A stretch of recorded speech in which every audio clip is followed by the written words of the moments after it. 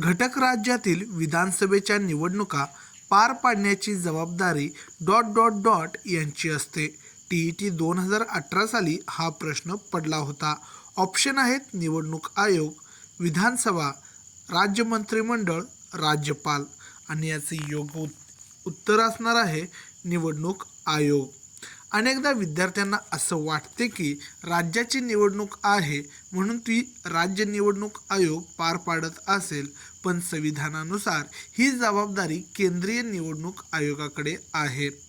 भारतीय संविधानाच्या कलम 324 नुसार देशातील राष्ट्रपती, उपराष्ट्रपती, संसद म्हणजेच लोकसभा व राज्यसभा आणि सर्व राज्याच्या विधानसभा आणि विधान परिषदेच्या निवडणुका घेण्याची संपूर्ण जबाबदारी केंद्रीय निवडणूक आयोगाची असते.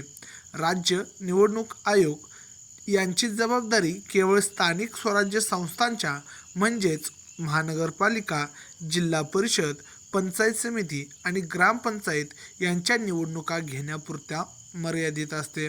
राज्यपाल आणि मंत्रिमंडळ हे निवडणुकांचे नियोजन आणि अंमलबजावणी करू शकत नाहीत, कारण निवडणूक आयोग ही एक स्वायत्त संस्था आहे. येथे महत्त्वाचा फरक लक्षात ठेवायचा आहे.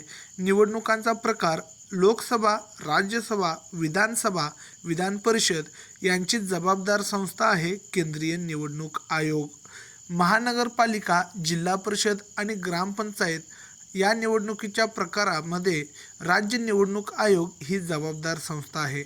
अशा प्रकारे निवडणूक घटक राज्याची म्हणजेच विधानसभेची असली तरी तिचे नियंत्रण दिल्लीतील केंद्रीय निवडणूक आयोग यांच्याकडूनच केले जाते. असेच अपडेट मिळवण्यासाठी सबस्क्राईब आणि फॉलो करायला विसरू नका.